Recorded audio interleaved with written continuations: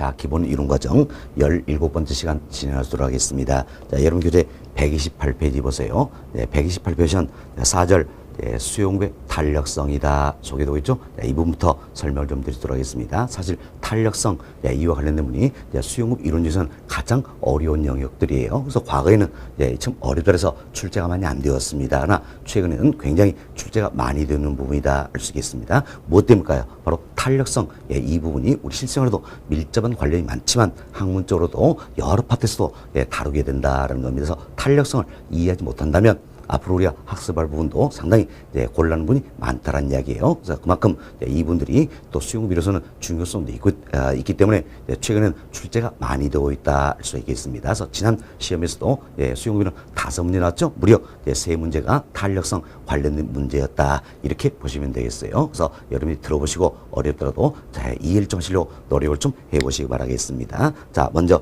여기 보세요. 우리가 탄력성이다 이렇게 표현하는데 탄력성에서는 항상 여러분들이 원인과 결과의 관계에 있다 이렇게 생각하시면 되겠습니다. 그래서 원인 뭔가 자극이 주어진다는 이야기예요. 그럼 결과 이에 따라서 반응을 하게 된다는 겁니다. 그래서 주어진 자극에 대한 반응의 정도를 측정하는 개념이 바로 탄력성이다 이렇게 생각하시고 탄력성 이 표현하면 항상 원인과 결과의 관계에 있다 이렇게 보시면 되겠습니다. 자, 그럼 이것은 탄력성 관련된 분도 우리 주변에서 많은 예를 찾아볼 수가 있다라는 거예요. 이따 뭐 제가 가장 많이 들은 예가 되겠지만 자, 여러분들이 옷가게 갔습니다. 옷 가서 옷을 사기 전에 옷을 어때 잡아당겨 본다는 이야기예요. 옷이 늘어나잖아요. 이때 옷을 잡아당기는 게 뭡니까? 자극을 주는 거지.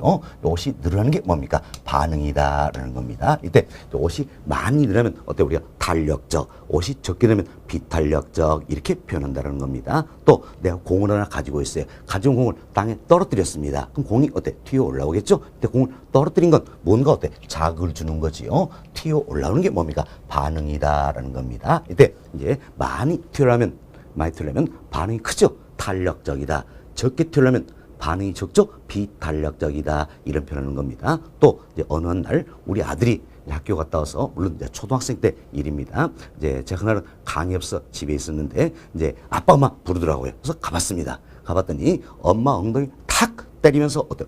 탄력적이네. 그래서 제 엉덩이 탁 때리면서 비탄력적이네. 이런 표현 쓰더라고요. 그래서 너 그거 어디서 배웠니? 하고 물어보니까 학교에서 선생님이 가르쳐줬대요. 그래서 그럼 책에 나오니? 하고 보니까 책에 나오더라고요. 지금 탄력성 개념도 초등학생도 배우고 있는 부분이에요. 그렇지만 우리는 이제 수용급 이론 관련해서 배우게 된다. 이렇게 생각하시면 되겠습니다. 자, 그래서 먼저 이제 우리가 이 생각을 해봅시다. 자, 이제 당해제와의 가격이 변한다는 이야기. 지금 당해제와의 가격이 변했을 때 당해제와의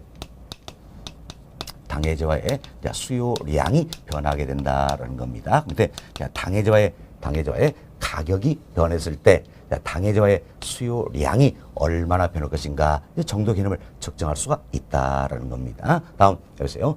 당해제와의 가격이 변했을 때 당해제와의 공급량이 얼마나 변할 것인가 이 정도 개념을 측정할 수가 있다라는 겁니다. 그럼 이때 원인이 되는 건 뭡니까? 바로 당해제와의 가격이 변했을 때다 할 수 있겠죠. 결과는 뭡니까? 당해제와의 수요량이 얼마나 변하는가, 당해제와의 공급량이 얼마나 변하는가 이 정도가 되겠습니다. 자, 다음 두 번째 소득이 변한다는 이야기. 지금 소득이 변했을 때 당해제와의 수요량이 얼마나 변할 것인가 이 정도를 측정할 수가 있다는 겁니다. 그럼 이때도 원인은 뭡니까? 소득이 변한 경우죠. 결과는 뭡니까? 당해제와의 수요량이 변하는 것이다. 이렇게 보시면 되겠습니다. 다음 세 번째로 이제 A제와의 가격이 변한다는 이야기예요. 지금 A제와의 가격이 변했을 때 B제와의 수요량이 얼마나 변할 것인가 이걸 측정할 수가 있다는 겁니다. 이때 사실 비재화는 당해재화를 의미하는 겁니다.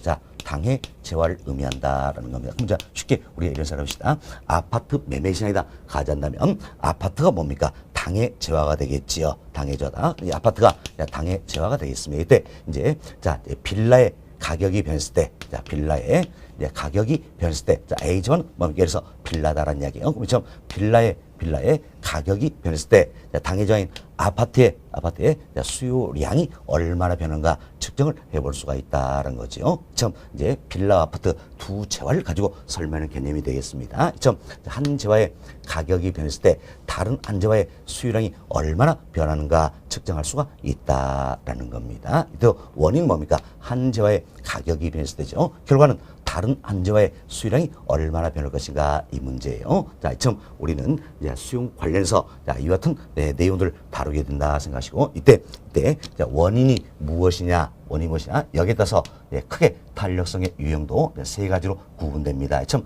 원인이 당해자와의 가격이 변한 경우가 있겠죠. 이걸 가리켜서 우리가 이제 가격 탄력성이다라고 이야기합니다. 다음 원인이 이제 소득이 변한 경우가 되겠죠. 이걸 그래서 자 소득 탄력성이다 이렇게 표현하고요. 원인이 한 채와의 가격이 변한 경우에요. 두 채와 연관돼 있다 이러면서 크로스 교차돼 있다 할 수 있겠죠. 그래서 이걸 우리가 이제 교차 탄력성이다 이렇게 이야기합니다. 그리고 원인이 무엇이냐 여기에 따라서 우리는 크게 세 가지를 다루게 된다. 가격 탄력성, 소득 탄력성, 교차 탄력성이다 이렇게 생각하시면 되겠습니다. 다음 결과 여기와 연결시켜서 더 구체적으로 설명할 수 있겠죠. 그럼 자 보세요. 원인이 당해자와의 가격이 변한 경우입니다. 결과는 당해자와의 수요량이 얼마나 변하냐 이 문제 되겠죠. 자, 이를 가리켜서 원인은 가격이니까 가격 탄력성이 되겠죠. 자, 수요량이 얼마나 변하냐 이 문제니까 이를 가리켜서 우리가 수요의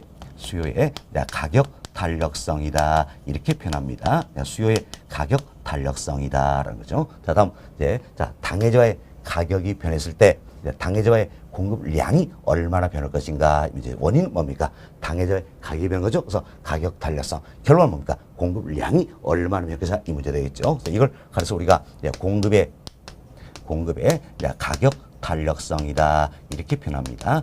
공급의 가격 탄력성. 이처럼 가격 탄력성 여기에도 크게 두 가지가 있다는 거죠. 하나는 수요의 가격 탄력성 이 부분이 있고 또 하나는 공급의 가격 탄력성이다 이렇게 생각하시면 되겠습니다. 자, 다음 해보세요.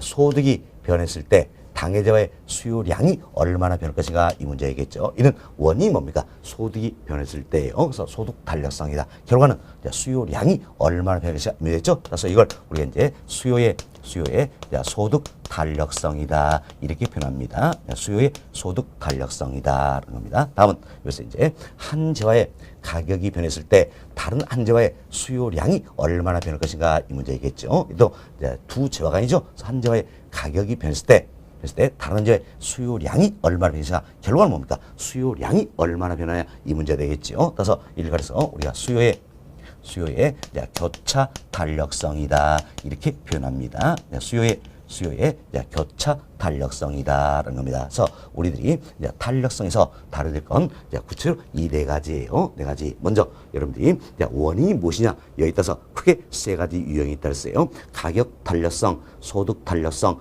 교차 탄력성이 있다. 그리고 결과 여기까지 연결시켜서 구체적으로 네 가지를 다루게 된다는 겁니다. 수요의 가격 탄력성, 공급의 가격 탄력성, 수요의 소득 탄력성, 수요의 교차 탄력성이다라는 겁니다. 이때 여기 세 가지가 있죠. 자, 수요의 가격 탄력성, 수요의 소득 탄력성, 수요의 교차 탄력성. 이 세 가지가 수요와 관련된 부분이죠. 그래서 우리 교재 1번 챕터에서 이 세 가지를 다루고 있는 부분이 있고, 다음에 공급의 가격 탄력성이다. 이분 우리 교재 2번 챕터에서 다루고 있는 내용이다라는 것을 우리 먼저 수요 쪽 관련해서 이야기 드리고 공급 쪽 살펴보도록 하겠습니다. 자, 그럼 여러분 교재 한번 봅시다. 128페이지예요. 128페이지는 자, 1번 챕터 수요의 탄력성이다 소개되어 있죠. 앞서 말씀드린 것처럼 너무너무 중요한 부분이 되겠습니다. 자, 별표 10개 해놓으시기 바라겠어요. 별표 10개 해놓으시고 우리 시험 매해마다 빠지지 않고 두 문제씩은 여기서 꼬박꼬박 출제가 된다 이렇게 보시면 되겠습니다. 별표 10개 해놓으시고요. 첫 번째로 봅시다. 탄력성이란 주어진 자극 즉 원인에 대한 반응의 정도 결과를 나타내는 개념이다. 이미 우리가 이야기 드렸죠. 그렇죠? 탄력성이란 원인 즉 자극, 결과, 반응이죠. 그래서 주어진 자극에 대한 반응의 정도, 정도를 측정하는 개념이다. 이렇게 생각하시면 돼서 항상 탄력성 이 말이 하면 우리는 뭘 떠올렸어요? 원인과 결과의 관계에 있다. 그래서 주어진 자극에 대한 반응의 정도를 측정하는 개념이다. 이렇게 생각하시면 되겠습니다. 자, 그리고 이제 그 아랫줄 중간쯤 보세요. 중간쯤 보시면 수요의 가격 탄력성, 수요의 소득 탄력성, 수요의 교차 탄력성 등으로 구분된다. 결국 우리가 수요 관련해서는 세 가지를 다룬다 그랬어요. 뭡니까? 수요의 가격 탄력성, 수요의 소득 탄력성, 수요의 교차 탄력성이다. 이렇게 생각하시면 되겠습니다. 자, 그럼 먼저 이제 우리는 수요의 가격 탄력성 이 부분부터 더 구체로 이야기를 좀 해드리도록 하겠습니다. 자, 여기 보세요. 자, 수요의 가격 탄력성이다라는 게 있습니다. 그럼 수요의 가타성이 참 항상 탄력성 이 표현하면 우리 뭘 떠올렸어요? 원인과 결과의 관계에 있다. 이걸 떠올리자. 원인이 뭡니까? 바로 가격이 변했을 때죠. 그럼 가격이 얼마 변했을 때인가? 자, 1원 변했을까요? 아니란 이야기예요. 1원이 아니라 가격이 1% 변할 때다. 이렇게 생각하셔야 되겠습니다. 조심하세요. 가격이 1원 변할 때 이게 아니란 이야기예요. 가격이 1% 변했을 때 결과는 뭡니까? 수요량이 얼마나 변할 것인가 이 문제 되겠죠. 그래서 가격이 1% 변함에 따라서 수요량이 얼마나 변할 것인가 이걸 측정하는 개념이다. 이처럼 수요량이 얼마나 변할 것인가 측정하는 개념이기 때문에 당연히 양적인 지표다 할 수 있겠죠.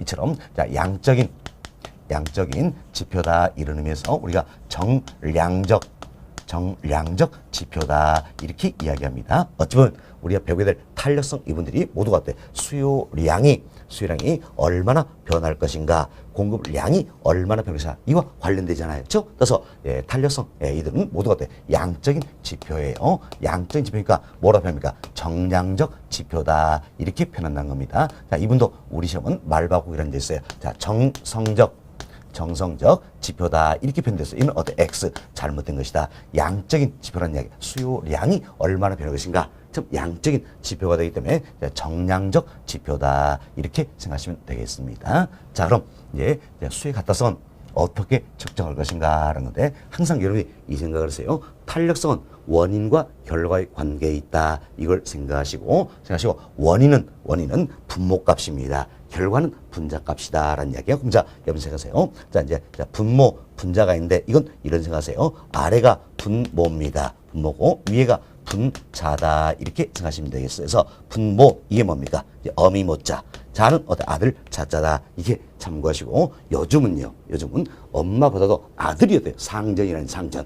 그러니까 엄마 위에 아들이 있다 이 생각하세요. 그래서 엄마 위에 아들이 있다. 그래서 아래쪽이 분모고 위쪽이 어때? 분자다 생각하시면 되겠습니다. 그래서 분모는 뭡니까? 원인 그리고 분자는 어때? 결과다. 이걸 생각하시면 돼 있어서 여러분들이 탄력성 이와 관련해서는 식을 어때? 외우려 하지 마시고 이해하시려고 생각하시고 내 것을 만들어버리는 얘기예요.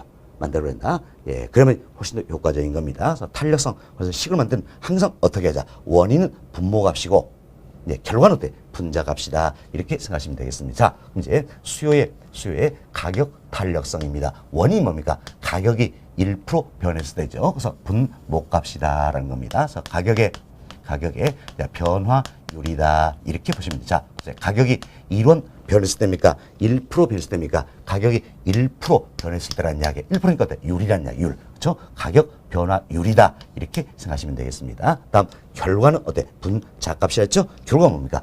수요량이 얼마나 변했죠? 그래서 수요량의 변화율이다. 이렇게 보시면 되겠습니다. 그래서 이제 가격 변화율에 대한 수요량의 변화율이다. 이렇게 보시면 되겠어요. 자, 그럼 우리가 이제 지난 시간까지 이렇게 배웠습니다. 자, 가격이 상승하면 수요량은 어때? 감소한다.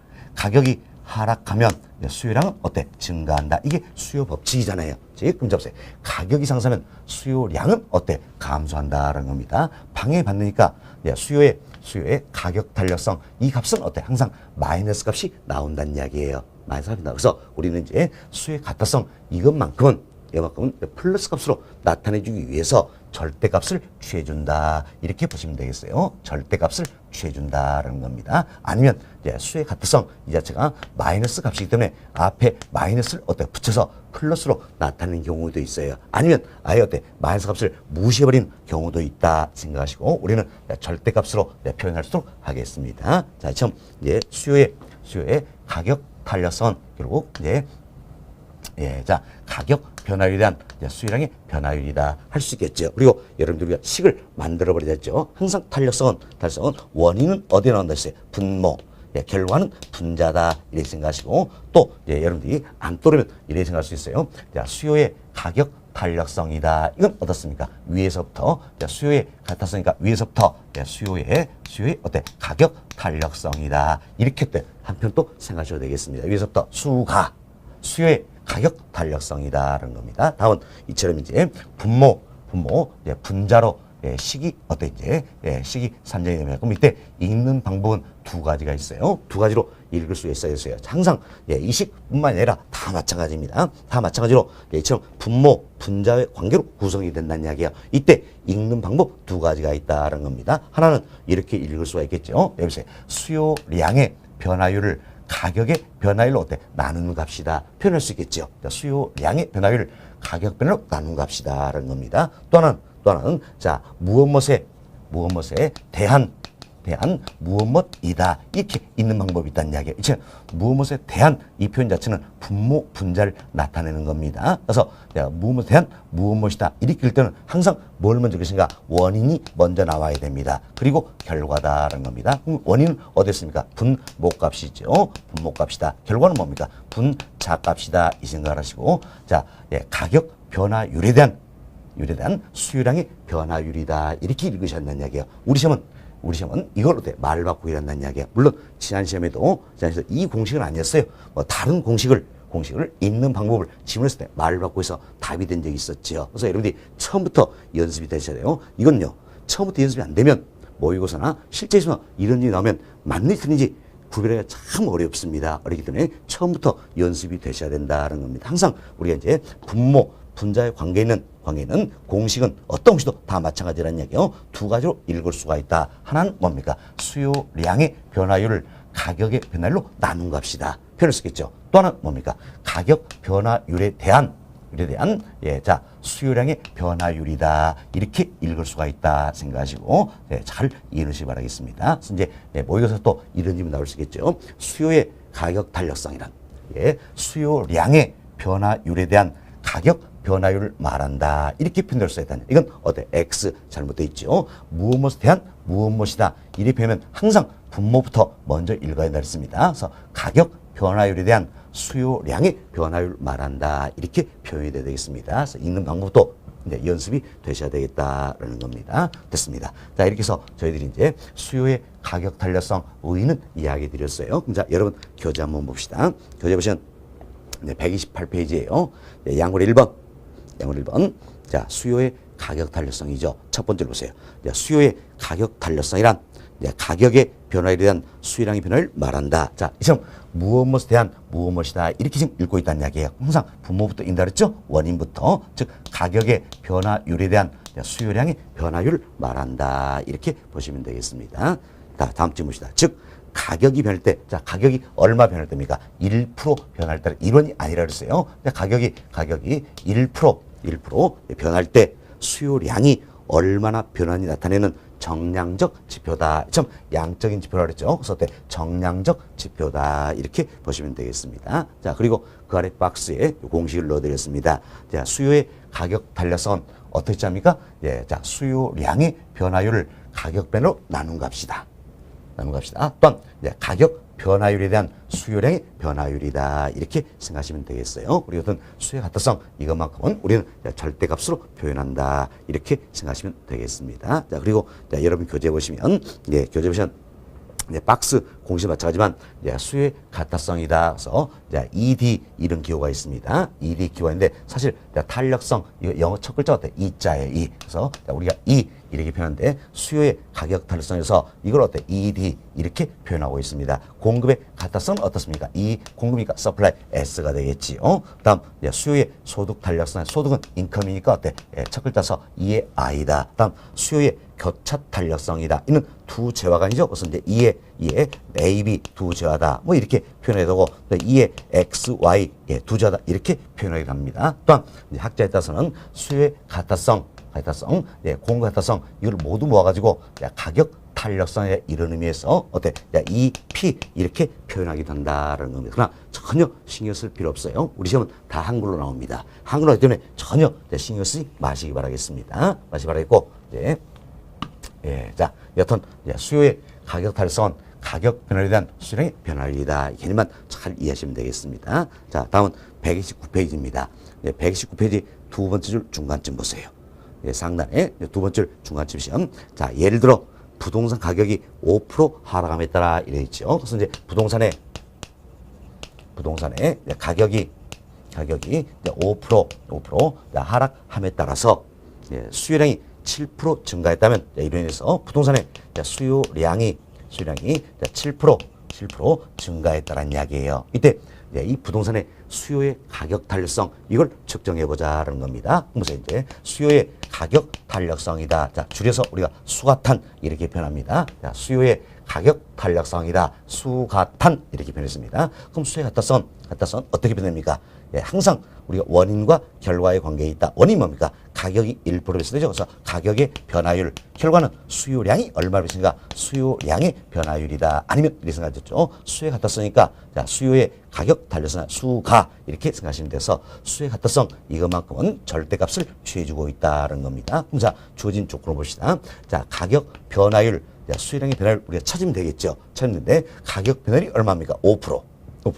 자, 수요량의 변화율이 얼마입니까? 7%. 전부 다 율로 나와 있다는 이야기예요. 율로 했으니까 바로 대입하면 되겠지요. 그럼 자, 가격 변화율이 5% 하락이다라는 겁니다. 5% 하락이다라는 거죠. 자, 수요량의 변화율 어떻습니까? 7% 증가다. 이렇게 보시면 됐어요. 자, 여기에 절대값이다. 사실 절대값이니까 어때? 이제 이처럼 방향성은 의미가 없습니다. 그렇지만 우리가 탄력성을 응용한 계산 문제에서 방향성으로 표기하지 않아가지고 실수한 사례들이 있습니다. 출제자는 이걸 노리고 있다는 이야기예요. 그래도 우리는 항상 방향성으로 표기하는 연습이 되셔야 된다는 겁니다. 비록 절대값이니까 방향성 의미가 없더라도 꼭 표시하는 습관이 됐네. 그래 절대 실수하지 않는다. 이렇게 보시면 되겠습니다. 됐습니다. 자, 그럼 이제 절대값이니까 방향성 의미가 없고 5분의 7이죠. 이걸 계산해 주시면 되겠어요. 자, 계산기 준비하시라 그랬죠? 계산기 바로 계산하면 되겠네요. 7 나누기 5 하시면 되겠죠. 얼마입니까? 1.4가 나온다라는 겁니다. 따라서 주어진 조건 이것만 고려했을 때 수요의 가타성의 값은 얼마입니까? 1.4가 되겠다. 이렇게 보시면 되겠어요. 그래서 아주 쉽게 우리가 이제 수요의 가타성을 계산해 보았다는 겁니다. 왜? 이제 자, 주어진 조건 보니까 이처럼 가격 변화율, 수요량의 변화율이 다 나와 있죠? 나와 있기 때문에 아주 쉽게 우리가 계산을 해봤다라는 겁니다. 자, 그럼 사실 이제 이것도 제가 지문으로 되지만 우리 실제 시험에 출제된 계산 문제예요. 그래서 우리 시험에 계산 문제가 어렵게만 나오는 건 아니란 이야기예요. 좀 아주 간단한 계산 문제도 출제가 된다. 이렇게 생각하시 바라겠습니다. 자, 지문 다시 보시면 자, 부동산 가격이 5% 하락함에 따라 수요량이 7% 증가했다면 이 부동산의 수요 가타성은 얼마입니까? 1.4다. 이렇게 보시면 되겠습니다. 이처럼 자, 여기에 이제 가격 변화율, 수요량의 변화율이 주어지면 아주 쉽게 우리가 수요 가타성을 측정을 할 수가 있다는 이야기예요. 그렇지만 이제 가격 변화율, 수요량의 변화율 이게 주어지지 않는다는 이야기예요. 주어지면 우리는 어떻습니까? 가격 변화율, 수요량의 변화율을 직접 구해서 계산을 하셔야 된다는 겁니다. 이때 직접 구할 때 가격 변화율이다. 이처럼 율을 구할 때는 우리가 이제 최초의 값을 기준으로 할 수가 있습니다. 또한 최종 값을 기준으로 할 수가 있다는 이야기. 그럼 이때 최초의 값을 기준에서 계산한 수요의 가격 탄력성과 최종 이 값을 기준에서 구한 수요의 가타성 여기 오차가 심하다는 이야기예요. 오차가 심하기 때문에 실무에서는 중간 값을 중간 값을 적용을 많이 한다. 그래서 최초의 값과 최종 값 사이 중간점을 즉 중간 값을 많이 적용을 하고 있다. 이렇게 보시면 되겠어요. 그래서 우리 시험에서도 최초의 값을 기준으로 하라. 이런 단서 조항이 있거나 아니면 중간 값을 기준으로 하라. 이런 단서 조항이 있다냐. 이 단서 조항에 따라서 여러분들이 수의 합성을 계산하도 최초의 값을 기준으로 하라. 이 문제라면 최초 값을 기준해서 수의 합성을 계산할 수 있어야 되겠죠. 다음 중간점을 이용하면 중간값을 적용해서 수의 합성을 계산할 수 있어야 된다라는 겁니다. 그래서 여러분 교재 129페이지 상단에 동그라미 1번 나와 있죠. 이게 최초의 값을 기준해서 수의 가타성을 계산하는 공식이 되겠고, 다음 동그라미 2번이 중간점, 중간값을 적용해서 계산하는 공식이 되겠다는 겁니다. 이때 공식을 보니까 어떻습니까? 박스에 공식이 나와 있죠. 머리가 빠개져 버리는, 그죠? 그래서 공식 외우실 필요 없어요. 우리는 공식 외우지 말고 요령을 익히자냐. 요령만 익히면 어떤 계산 문제라도 풀 수가 있다라는 겁니다. 그래서 요령만 익히자라는 겁니다. 그래서 박스에 공식은 우리가 여기까지만 생각하자는 이야기예요. 자, 수요의 가격 탄력성은 어떻게 잡니까? 가격 변화율에 대한 수요량의 변화율이다. 다만 절대값이다. 여기까지만 기억하자는 이야기예요. 여기까지 기억하고 나머지는 어떻습니까? 필요 없다. 우리는 요령을 익혀놓자라는 겁니다. 그래서 본 기본을 가져선 최초의 값을 기준해서 수의 가타성을 한번 계산할 수 있도록 하겠습니다. 그리고 심화 이론 과정에서는 중간점을 이용해서 또 수의 가타성 계산하는 문제도 풀어주도록 하겠습니다. 본 과정에서는 최초값 이걸 적용해보자라는 겁니다. 최초의 값을 기준해서 수의 가타성을 구하는 사례가 바로 129페이지 하단 보시면 연습 문제 들어있죠? 이 부분이다 생각하시고 같이 한번 풀어보도록 하겠습니다. 자, 129페이지 하단에 연습 문제 한번 봅시다. 자, 어떤 상품 가격이 1,000원일 때 이래 돼 있죠. 자, 가격이 1,000원일 때 자, 수요량이 5만 개이고, 자, 가격이 1,000원일 때 자, 수요량은 5만 개다. 5만 개다. 라는 겁니다. 자, 가격이 1,100원일 때, 자, 보세요. 가격이 결국은 1,000원에서 1,100원으로 어떻습니까? 1,100원으로 상승했다는 이야기죠. 이때 수요량은 48,000개다라는 이야기예요. 48,000개다. 그럼 결국은 가격이 1,000원에서 1,100원으로 상승하니까 수요량은 5만 개에서, 자, 수요량은 5만 개에서 48,000개로 감소했다 하는 내용이 되겠지요. 내린다는 겁니다. 자, 이 경우 수요의 가타성은 얼마인가? 그럼 이와 같은 가정하에서 뭘 구하라는 이야기야? 수요의 가격 탄력성을 구하라 그 이야기지요. 자, 단순히 봅시다. 절대값으로 계산 탄력성으로 탄력성 계산 시 기준 가격과 수요량은 최초의 값을 한다. 이 점이 들어있죠. 최초의 값을 한다. 이게 들어있어. 그럼 우리는 최초의 값을 기준해서 수요의 가타성 이걸 계산해보자라는 겁니다. 자, 여기 보세요. 최초의 값이라는 것은 가격은 1,000원에서 1,100원이다. 그럼 최초 값은 뭡니까? 1,000원이 되겠지요. 이걸 기준하는 이야기예요. 수요량은 5만 개에서 48,000개다. 최초 값은 얼마입니까? 5만 개다. 이걸 기준하라. 이런 내용으로 생각하시면 되겠어요. 그래서 우리가 조진 사례를 통해서 여기서 1,000원. 자, 그리고 5만 개. 이게 결국 뭡니까? 최초의 값이 되겠고, 다음 여기는 1,100원. 48,000. 이게 뭡니까? 최종 값이 되겠다. 이렇게 생각하시면 되겠어요. 그리고 이것은 1,000원과 1,100원의 중간이 있겠죠? 얼마입니까? 1,050이 되겠죠. 1,050원. 이게 바로 뭡니까? 중간값이다. 이렇게 참고하시면 되겠습니다. 여튼 본 문제는 최초의 값을 기준해서 수요의 가타성을 구하라 하는 문제가 되겠지요. 자, 보세요. 수요의 가타성 우리 어떻게 구한다 그랬습니까? 자, 항상 탄력성 원인과 결과의 관계에 있다. 원인이 뭡니까? 분모값이었죠. 가격의 변화율. 결과는 뭡니까? 분자값, 수요량의 변화율이다. 다만 절대값을 취해주고 있다. 이렇게 보시면 되겠습니다. 자, 그럼 우린 주어진 조건을 통해서 뭘 구하면 되겠어요? 이제 가격 변화율과 수요량의 변화율을 구했는 이야기야. 자, 앞에서 풀었던 사례는 5%, 7%처럼 율로 나와 있잖아요. 그래서 우리가 아주 쉽게 구했다는 이야기. 그렇지만 본 사례는 율이 안 나와 있죠. 우리가 율을 구해야 된다라는 겁니다. 그런데 우리 이제 최초값을 기준해서 율을 구해보자라는 겁니다. 먼저 가격 변화율입니다. 자, 잘 보세요. 가격은 1,000원에서 1,100원으로 얼마 상승했습니까? 100원 상승했다라는 겁니다. 이때 100원 상승, 이건 상승 폭이 되겠지요. 변화 폭이에요. 이걸 우리는 율로 바꿔야 된다는 겁니다. 율로 바꾼데 최초값을 기준으로 했어요. 그럼 최초값이 얼마입니까? 1,000원이지요. 그럼 결국 1,000원을 기준해서 100원 상승했다라는 겁니다. 그럼 자, 1,000원에 대한 100원이니까 율로 나타낼 몇 프로가 됩니까? 10%가 되겠다는 걸 알 수 있겠죠. 10%다. 예, 10%. 그래서 가격은 자, 10% 상승했다라는 겁니다. 자, 여러분이 이렇게 어때? 생각하시면 훨씬 쉽게 공식을 외우지 않아도 문제를 풀 수가 있다는 겁니다. 자, 그래서 가격 변화율은 10% 상승이다. 하나 찾았습니다. 다음은 이제 수요량의 변화율을 구해보자는 이야기예요. 수요량은 5만 개에서 4만 8천 개로 몇 개입니까? 2천 개.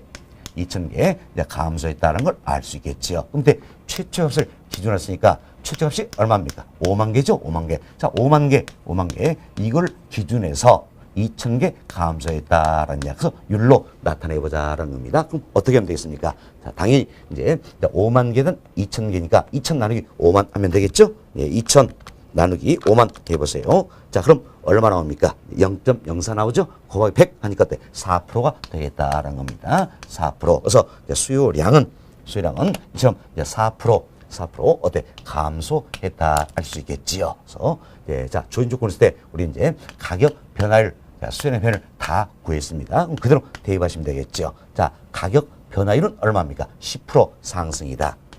10% 상승이다. 다음 수요량의 변화율은 얼마입니까? 4% 감소다 할 수 있겠죠. 여기에 절대값이라 해서 절대값이니까 방향성은 어때? 의미가 없다는 이야기예요. 그렇지만 우리는 항상 표기한 습관을 기르자 그랬습니다. 자, 네, 방향성 의미가 없고 10분의 4니까 얼마입니까? 0.4가 되겠죠. 그래서 이제 주어진 조건을 고려해서 구한 수의 합탁성 얼마입니까? 0.4다. 결국 최초의 값을 기준해서 우리가 수의 합탁성 구하는 연습을 했습니다. 얼마입니까? 0.4다. 이렇게 보시면 되겠습니다. 그래서 답은 몇 번입니까? 1번 0.4다. 이렇게 보시면 되겠어요. 자, 그리고 해설에 편집상 오류가 하나 있습니다. 자, 해설 맨 아래 보시면 이제 수의 합탁성을 계산하는 과정이 나와 있죠. 과정인데 이때 앞점이니까 수요의 가격 탄력 여기까지만 나와 있네요. 자, 수요의 가격 탄력 여기가 맞죠? 성자 이게 어때? 편집상 오림이 하나 빠져버렸네요. 그래서 수의 가타성이다 이렇게 생각하시면 되겠어요. 우리는 최초의 값을 기준해서 수의 가타성을 측정을 해봤다는 겁니다. 항상 여러분이 어렵게 생각하시고 수의 가타성은 가격 변화율에 대한 수요량의 변화율이다. 이걸 떠올리셔야겠죠. 율적으로 우리가 표현하는 개념입니다. 그래서 가격이 1,000원에서 1,100원으로 상승했을 때 그럼 100원 상승했죠? 몇 프로 상승이냐? 율을 찾아야 된다. 이렇게 생각하시면 되겠어요. 그리고 연습이 좀 되시면 되겠다라는 겁니다. 자, 이렇게 해서 저희들이 이제 계산 문제도 풀어드렸습니다. 다음은 여러분 교재 130페이지로 넘어갑니다. 130페이지는 편과로 1번. 자, 수요의 가격 특성의 유형이다 소개되는데 이것은 수요의 가격 특성의 유형에도 크게 5가지가 있습니다. 5가지. 이에 대해서 구체적으로 설명을 좀 드리도록 하겠습니다. 자, 여기 보세요. 여기선 수요의 가격 탈성 유형에도 5가지가 있다라는 겁니다. 그런데 원인이 뭡니까? 가격이 변했을 때죠. 결과는 뭡니까? 수요량이 얼마나 변했을까? 이 문제가 되겠어요. 그래서 먼저 이제 가격의 변화율과 가격이 변했을 때 수요량이 변하겠죠. 수요량의 변화율이 어때? 같은 경우가 있다는 이야기예요. 같은 경우가 있다. 예를 들어서 갑시다. 가격이 10% 변했습니다. 그럼 수요량도 어때? 몇 프로 변합니까? 10% 변한 경우다 할 수 있겠죠. 물론 가격이 10% 상승하면 수요량은 어때? 10% 감소한다 할 수 있겠죠. 수요 법칙에서 가격이 10% 하락하면 수요량은 어때? 10% 증가한다 할 수 있겠지요. 그렇지만 여기서는 방향성이 중요한 게 아니에요. 중요한 게 아니고 크기다. 그래서 가격이 10% 변했을 때 수요량도 10% 변한다면 가격 변화율과 수요량의 변화율은 어때? 같잖아요. 같죠? 자, 밑에 여기 보세요. 이제 가격이 11% 변한다는 이야기예요. 그럼 가격 변화율과 수요량 변화율이 같다는 얘기는 수요량도 얼마 변합니까? 11% 변한다 할 수 있겠지요. 다음 가격이 12% 변합니다. 그럼 수요량도 얼마 변합니까? 12% 변한다 할 수 있겠지요. 이처럼 가격 변화율과 수요량의 변화율이 같다라면 한 단위 변할 때 한 단위 반응한다 할 수 있겠지요. 그리고 단위마다 반응한다 이런 의미에서 이때를 그래서 우리가 단위 탄력적이다 이렇게 표현하는 겁니다. 단위 탄력적이다. 한 단위 변했을 때 한 단위 반응한다는 이야기예요. 그렇죠? 단위마다 반응한다 해서 단위 탄력적이다 이렇게 표현합니다. 그럼 이때 탄력성 값은 어떻게 될 것인가 라는 겁니다. 그래서 이제 우리가 수요의 가격타성 값이다 이렇게 표현하면 되겠지만 이제 기니까 그냥 간단하게 우리 기호로서 이렇게만 표현하겠습니다. 탄력성 영어 첫 글자가 뭡니까? 이거다 이렇게 생각하시고 수요의 가격타성 값을 찾아보자라는 겁니다. 그럼 잡으세요. 단위 탄력적인 경우는 어때? 가격 변화율과 수요량의 변화율이 어때? 같다라는 이야기. 그럼 자, 여기 보세요. 가격 변화율과 수요량 변화율. 자, 가격 변화율과 수요량 변화율 이 둘이 같다는 이야기야. 그럼 둘이 같으면 절대값 기준으로 당연히 얼마가 되겠습니까? 1이 된다 알 수 있겠죠. 그래서 수요의 가격타성 값은 1이 된다. 이렇게 보시면 되겠습니다. 다음 수요 곡선은 어떤 모습일 것인가 이걸 살펴드리겠는데 자, 우리가 수요 곡선을 한번 그려보자라는 겁니다. 그려본데 자, Y축은 가격이 되겠죠. 자, X축은 양이다. 이렇게 보시면 되겠어요. 그래서 가격이 P0입니다. P0일 때 수요량은 어때? Q0다. 그럼 자, P0와 Q0 연결시켜서 자, 이 점을 찍어보자라는 겁니다. 다음 가격이 이처럼 P1으로 어때? 하락한다는 이야기야.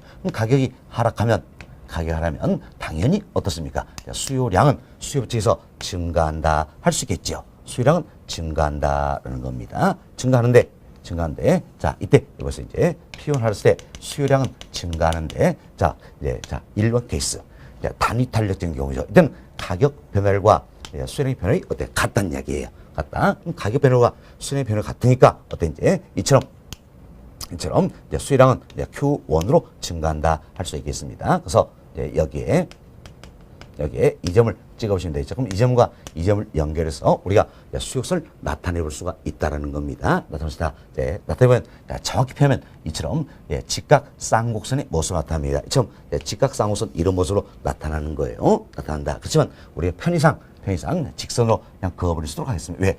이것만큼은 중요성이 없습니다. 그래서 수요의 가타성이 단위 탄력적일 때 수요 곡선의 모습은 사실 직각 쌍곡선의 모습으로 나타나는 겁니다. 그렇지만 지금 직각 쌍곡선의 모습으로 나타난다. 이것만큼은 중요성이 없다라는 이야기예요. 그래서 편의상 우리가 이제 직선으로 그어버렸다 이렇게 생각하시면 되겠습니다. 자, 다음은 이제 두 번째 케이스가 되겠습니다. 두 번째 케이스가 되는데 자 이제 가격이 변합니다. 따라서 수요량이 변하겠지요. 그래서 가격 변화율보다도 수요량의 변화율이 더 큰 경우란 이야기예요. 예를 들어서 가격이 10% 변합니다. 수요량은 어때? 50% 변하더라. 이 경우가 되죠. 그래서 가격이 10% 하락한다면 수요량은 어때? 50% 증가한다 할 수 있겠지요. 증가한다라는 건 왜? 수요업체에서 가격이 하면 수요량은 증가하죠. 그래서 가격이 10% 했을 때 수요량이 50% 증가하는 경우다. 이처럼 가격 변화율보다도 수요량의 변화율이 더 큰 경우가 있다는 겁니다. 이걸 뭐라 할 것인가? 자, 보세요. 가격은 10%였지만 수요량은 50% 변한다는 이야기예요. 그만큼 어때? 그만큼 가격 변화에 민감하게 반응한다 할 수 있겠죠. 마치 옷을 잡아당겼을 때 옷이 어때? 많이 늘어난다 할 수 있겠죠. 이때 우리가 뭐라 합니까? 탄력적이다 이렇게 표현하는 거죠. 탄력적이다라는 거면서 가격 변화율보다도 수요량의 변화율이 더 크다면 즉 양이 많이 변하니까 그만큼 가격 변화에 민감하게 반응한다 이런 의미에서 탄력적이다 이렇게 표현한다라는 겁니다. 탄력적이다라는 겁니다. 자, 그럼 벌써 이제 이 같은 수요 가타성이 탄력적이냐 이때 탄력성 값을 측정을 해보자라는 겁니다. 그럼 자 보세요. 가격 변화율보다도 수요량의 변화율 이 값이 어때? 더 크다는 이야기예요. 이 값이 크면 당연히 절대값 기준으로 1보다 어때? 커진다는 걸 알 수 있겠죠. 그래서 이때는 수요 가타성 값은 1보다 커진다 이렇게 보시면 되겠습니다. 자, 다음 수요 곡선을 한번 나타내 봅시다. 자, 보세요. 이제 탄력적인 경우입니다. 가격 변화에 비해서 수요량의 변화가 더 크다는 이야기예요. 가격은 이만큼 하락하지만 수요량은 어때? 더 많이 증가한다 할 수 있겠지요. 더 많이 증가한다라는 겁니다. 예를 들어서 자, 어떤 이제 Q2 이렇게 더 많이 증가한다. 그럼 자, P1 가격은 이만큼 하락했어요. 그렇지만 수요량은 어떻습니까? 더 많이 증가한다라는 겁니다. 그래서 P1과 Q2 연결시키면 우리가 이 점을 찍어볼 수 있다. 그럼 당초 이 점과 이 점을 연결시켜서 우리가 수요선을 나타내 볼 수 있겠죠. 자, 이 점 연결해서 수요선 나타내 보면 자, 이 같은 모습으로 수요선을 나타내 볼 수가 있다라는 겁니다. 이게 어떻습니까? 탄력적인 예, 수용성의 모습이 된다. 그래서 첫 번째 우리가 했던 건 예, 자, 단위 탄력적이다 할 수 있겠죠? 단위 탄력적이다. 다음 두 번째 이 그림은 탄력적인 예, 수용성이 되겠다. 이렇게 보시면 되겠습니다. 자, 다음 세 번째 케이스입니다. 자, 사실 이처럼 우리가 탄력적인 경우 네, 수용성을 그려보니까 어때? 기울기 경사도가 급해집니까? 완만해집니까? 완만해진다는 걸 알 수 있겠죠. 네, 기울기 경사도 어때? 완만해진다. 사실 기울기 경사가 완만해지는 이야기는 결국 뭡니까? 그만큼 양이 많이 변하기 때문이다. 이렇게 보시면 되겠어서 탄력적일수록 네, 가격 변에 민감하다. 수량이 많이 변하겠지요. 그래서 네, 기울기 경사는 어때? 완만해진다. 그만큼 양이 많이 변하기 때문이다. 이렇게 생각하시면 되겠습니다. 다음 이제 세 번째 케이스를 한번 봅시다. 세 번째 케이스는 가격 변화율이죠. 가격이 변하는 그럼 이때 수요량이 변하겠는데 가격 변화율에 비해서 수요량의 변화율이 더 작은 경우가 되겠습니다. 그럼 자 이렇게 예를 들어 봅시다. 가격은 10% 변합니다. 수요량은 어떻습니까? 더 적게 5% 변한다는 이야기예요. 그래서 가격이 10% 하락합니다. 수요량은 어때? 5% 증가한 경우다. 이렇게 보시면 되겠죠. 지금 가격은 10%였지만 수요량은 5% 변한다. 그럼 가격 변화에 자, 민감합니까? 민감하지 못합니까? 민감하지 못하다라는 걸 알 수 있겠죠. 가격 변화에 민감하지 못하다라는 걸 알 수 있다는 이야기예요. 우리가 민감하면 뭐라 했습니까? 탄력적. 그럼 민감하지 못하니까 뭐라 표현합니까? 탄력적이 못하다서 비탄력적이다라고 표현합니다. 그리고 가격 변화에 비해서 수요량의 변화가 더 적다라면 자, 가격 변화에 민감하지 못하다라는 겁니다. 민감하지 못하다. 그래서 비탄력제다 표현을 쓰겠죠. 어찌보면 가격 변화에서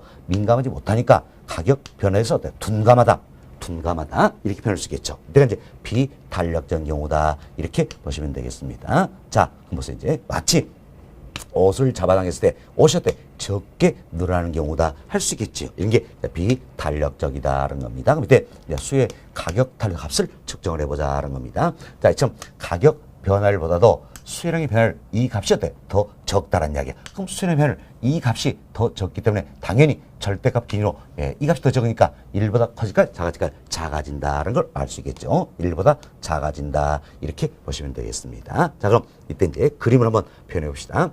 자, 이제 비탄력적인 경우입니다. 가격 변화에 비해서 수요량의 변화율이 더 작은 경우가 되겠죠. 가격은 자 이렇게 하락했지만 수요량은 더 적게 증가한다라는 겁니다. 예를 들어서 얘처럼 Q3처럼 더 적게 증가한다라는 거죠. 그럼 이때 이제 자 P1과 Q3 연결시켜서 이 점을 찍어볼 수가 있다라는 이야기. 그럼 당초 이 점과 이 점을 연결하면 우리는 자 이와 같은 수욕선을 그려볼 수 있다라는 겁니다. 자, 이 수욕선이 결국 뭡니까? 비탄력적인 경우다 이렇게 보시면 되겠죠. 자, 비탄력적인 경우다 이렇게 보시면 되겠습니다. 그렇죠? 수요선이 자 비탄력적일수록 기울기 경사도는 급해집니까? 완만해집니까? 급해진다는 걸 알 수 있겠죠. 급해진다. 사실 이처럼 기울기 경사가 급해진 건 무엇 때문입니까? 그만큼 양이 어때? 적게 변하기 때문이다라는 걸 알 수 있겠죠. 양이 적게 변하기 때문이다. 그럼 비탄력적이다 할 수 있겠죠. 자, 다음은 이제 네 번째 케이스입니다. 자, 네 번째 케이스를 한번 봅시다. 자, 네 번째 케이스는 이제 가격이 변했을 때 수요량이 어때? 어마어마하게 변화된 거였다는 이야기요. 사실 가격이 어때 이제 지금 10% 하락했어요. 10% 하자 수요량은 어떻습니까? 무한대로 늘어버린다는 이야기예요. 무한대로 늘어버린다. 그럼 이와 경우에는 가격이 조금만 하락해도 수요량은 어때요? 무한대로 늘어버린다는 걸 알 수 있겠죠. 그래서 여기 보세요. 이제 가격이 지금 조금만 하락해도 수요량은 어때요? 무한대로 늘어버린다는 이야기예요. 그래서 이때는 우리 어떻게 표현할 것인가? 가격이 보세요. 조금만 해도 수요량 무한대로 늘어버리니까 당연히 어떤 모습이 됩니까? 수평의 모습이 된다 이렇게 보시면 됐어요. 그래서 수욕선은 수평의 모습이 된다라는 겁니다. 자, 이 경우를 경제학에서는 어떻게 표현할 것인가? 자, 보세요. 가격에 딱 달라붙어 있죠. 가격에 딱 달라붙어 있다. 그래서 이 경우를 경제학에서는 가격의 변화율이 어때? 0이다 이렇게 표현하는 겁니다. 가격 변화율이 0이다라는 겁니다. 왜? 가격이 조금만 해도 수요량 무한대로 오니까 수평의 모습이 된다는 이야기예요. 수평의 모습이 되니까 가격이 딱 달라붙어 있죠. 그래서 가격 변화율이 0이다 이렇게 표현합니다. 자, 이때를 우리 뭐라고 하신가? 자, 보세요. 가격 변화에 비해서 수요량의 변화이 더 크다는 이야기예요. 양이 많이 변하면 뭐라 했습니까? 탄력적이다 이렇게 변했죠. 그러나 이때는 어때요? 어마어마하게 변해버린다는 이야기예요. 그래서 이때를 가려서 우리가 완전 탄력적이다 이렇게 표현합니다. 완전 탄력적이다라는 겁니다. 그럼 자 탄력성의 값을 측정을 해보자라는 겁니다. 그럼 완전 탄력적일 때 탄력성 값은 얼마 되냐? 자 가격 변화 분모 이 값이 0이네요. 이 값이 0이기 때문에 전체 값은 얼마 나옵니까? 무한대가 된다. 이렇게 보시면 되겠죠. 무한대가 되겠다. 이렇게 생각하시면 되겠습니다. 아니면 또 쉽게 이래서 하세요. 수요량이 무한대로 변해버린다는 이야기. 그래서 이 값은 무한대가 된다. 이렇게 보시면 되겠어요. 이때 수요성의 모습은 뭡니까? 수평이 되겠다. 이렇게 보시면 되겠네요. 예, 자, 지금 수평의 경우가 결국 뭡니까? 완전 탄력적인 경우다. 이렇게 보시면 되겠어요. 완전 탄력적인 경우다라는 겁니다. 다음 다섯 번째 케이스가 되겠습니다. 자, 보세요. 다섯 번째는 가격이 변함에 불구하고 수요량에는 전혀 변화가 없다는 이야기예요. 변화가 없다. 그래서 이때는 이제 수요량의 변화율이 0인 경우다라는 사실 4번, 5번 이 자체는 현실적으로 찾아보기 좀 어렵습니다. 이런 좀 보시면 알고 계셔야 될 내용들이에요. 자, 수요량의 변화율이 0이란 이야기예요. 0이다. 그럼 가격이 10% 하락함에도 불구하고 수요량은 전혀 변화가 없다. 그대로다는 이야기예요. 그대로다라는 겁니다. 이걸 그래서 우리가 뭘 할 것인가? 자, 보세요. 가격 변화에 비해서 수요량의 변화율이 더 적으면 우리가 비탄력적인 이렇게 표현했죠. 그렇지만 수요량의 변화율이 0이란 0. 수요량이 전혀 변화 없다는 얘기. 적게 변하면 비탄력적인데 전혀 변화 없으니까 이때 뭡니까? 완전 비탄력적이다. 이렇게 표현한다는 겁니다. 완전 비탄력적이다. 그럼 수요의 가격 타수 값은 얼마가 될 것인가? 자, 보세요. 수요량의 변화율이 0입니다. 그럼 수요량 변화율 이 분자 이 값이 0이라는 이야기예요. 이 값이 0이기 때문에 전체 수의 가타수 값은 얼마가 됩니까? 0이 되겠다. 이렇게 보시면 되겠습니다. 자, 그럼 우리 그림을 한번 나타내 봅시다. 자, 가격이 이처럼 하락임에도 불구하고 수요량에는 전혀 변화가 없다는 이야기예요. 그럼 어때? 수요량은 가격이 하락임에도 불구하고 Q0 그대로 되죠. 자, 당초에 P0 가격이 P0였을 때 수요량은 어때? Q0였지요. 그래서 우리가 이 점을 찍었어요. 찍었는데 P1으로 하락임에도 불구하고 수요량은 전혀 변화 없다. 여전히 Q0다. 그럼 P1에 Q0 연결시키면 이 점이 되겠죠? 이 점과 이 점을 연결시키면 어떻습니까? 이처럼 수직의 모습으로 나타난다. 이렇게 보시면 되겠어요. 일단 수직의 모습 이 자체가 결국 뭡니까? 완전 비탄력적인 비탄력적인 수역선의 모습이 되겠다라는 겁니다. 그래서 완전 비탄력인데 수역선 어떤 모습입니까? 수직의 모습이 된다. 이렇게 보시면 되겠습니다. 그래서 여기 먼저 이제 그림 통해서 이분도 이해하셔야 됩니다. 자, 여기 보세요. 보시면 이제 수요의 가격 탄력성이 탄력적일수록 수요의 가타성이 탄력적일수록 어때? 양이 많이 변하겠죠? 양이 많이 변하니까 기울기 경사가 어때? 완만해진다는 이야기예요. 완만해진다. 그래서 완전 탄력적 되면 어떤 모습입니까? 수평의 모습이 된다라는 겁니다. 다음 수의 가타성이 비탄력적일수록 양이 어때? 적게 변하죠. 양이 적게 변하니까 기울기 경사가 어때? 급해진다는 이야기예요. 그래서 완전 비탄력적 어떤 모습입니까? 수직의 모습이 된다라는 겁니다. 또한 탄력적일수록 여기 보세요. 탄력적일수록 양이 많이 변하죠. 많이 변하니까 기울기선 완만해진다. 비탄력적 양이 적게 변하니까 기울기선 어때? 급해진다라는 겁니다. 급해진다 생각하시고 다음은 반대로 이렇게도 이해할 수 있어야 됩니다. 자, 보세요. 이제 기울기 경사도가 완만하면 완만할수록 어때? 수의 가타성은 탄력적이 되는 것이다. 뭐 때문에 양이 많이 변하기 때문이죠. 그래서 수평이면 뭡니까? 완전 탄력적이 되겠죠. 다음 기울기 경사도가 급하면 급할수록 뭡니까? 비탄력적이 된다는 겁니다. 왜? 양이 적게 변하기 때문이죠. 다음 수직의 모습이 뭡니까? 완전 비탄력적이다. 이렇게 생각하시면 되겠습니다. 자, 잘 정리하셔야 됩니다. 다시 한번 보세요. 자, 탄력적일수록 양이 많이 변하니까 기울기선 완만해진다. 그래서 완전 탄력적이면 수평의 모습이 되는 거지요. 다음 비탄력적일수록 양이 적게 변하니까 기울기선은 급해진다는 이야기에서 완전 비탄력적이면 어떤 모습입니까? 수직의 모습이 된다라는 겁니다. 맞습니다. 생각하시고 기울기 형소가 완만할수록 탄력적.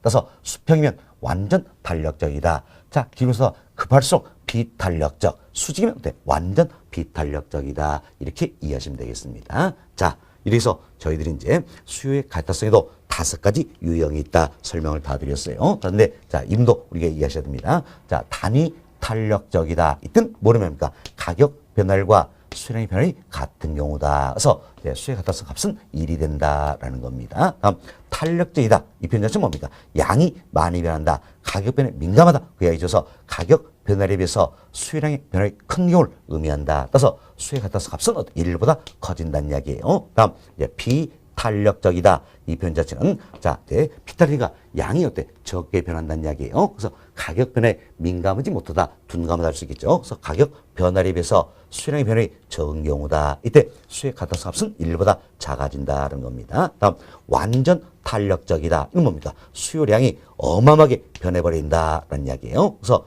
가격이 조금만 해도 수량은 무한대로 버리니까 어떤 모습? 수평의 모습에 따라서 가격이 딱 달라붙어 있다. 가격 변화이 0인 경우다 생각하시고 이때 이제 수요의 갈타성 값은 무한대가 되겠다라는 겁니다. 다음 완전 비탄력적이다. 그럼 완전 비탄력적인 얘기는 뭡니까? 수요량에 전혀 변화가 없다. 그래서 수량의 변화이 0인 경우다 할 수 있겠죠.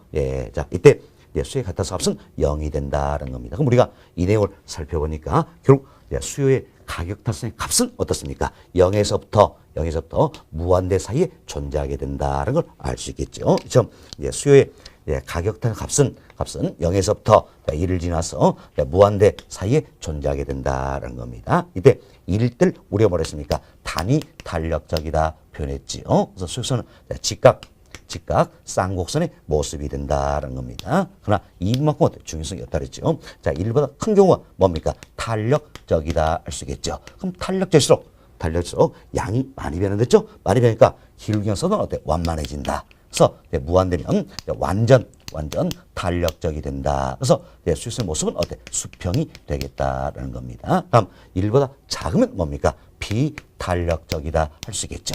비탄력적이다라는 겁니다. 그래서 수익성은 기울기에서 급해진다. 왜? 양이 적게 변하니까. 0이면 뭡니까? 완전 비탄력적이다라는 겁니다. 그래서 수익성 모습은 뭡니까? 수직이 되겠다. 이렇게 보시면 되겠습니다. 또한 이제 자, 수요의 가격타성 값이 1이에요.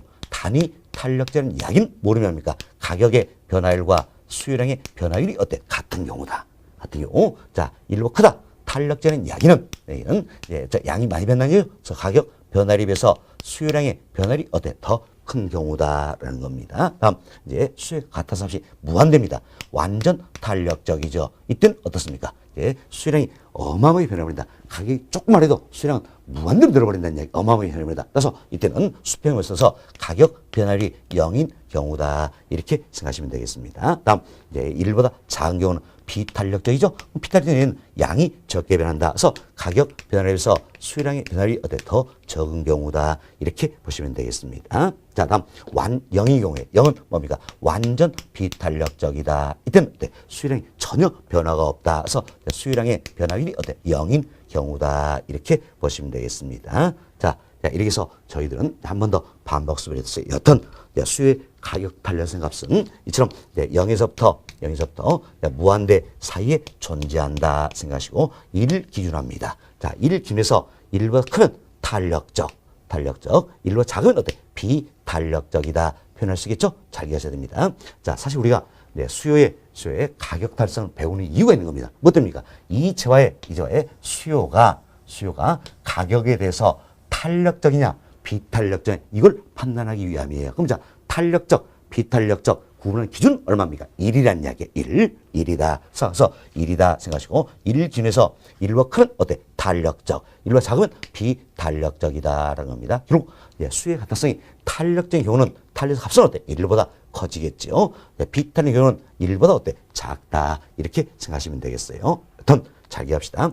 수요의 가격 탄력성이다. 일테서 우리는 이 재화의 수요가 가격에 대해서 탄력적이냐 비탄력 이걸 판단한다라는 겁니다. 그래서 1 기준으로 하겠죠. 1보다 크면 어때? 탄력적. 1보다 작으면 어때? 비탄력적이다. 이렇게 표현된다 보시면 되겠어요. 자, 여기까지 말씀을 드리고 이제 여러분 교재 살펴드립니다.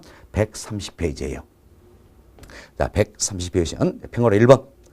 수요의 가격 탈성의 유형이다 소개인데 세 번째 줄 그 부분 보세요. 보시면 수요의 가격 탈성 유형도 5가지로 어때? 구분이 된다라는 겁니다. 수요의 가격 탄력성 값은 0에서부터 어때? 무한대 사이에 존재한다라는 겁니다. 그래서 박스 봅시다. 박스 1번입니다. 동그라미 1번 보세요. 1번 보시면 가격 변화율과 수량의 변화율이 같은 경우죠. 여기서 설명 있겠어요. 가격 변화율과 수량의 변화율이 같은 경우다. 이때 우리가 뭡니까? 단위 탄력적이다 표현했죠. 탄력성 값은 얼마입니까? 1.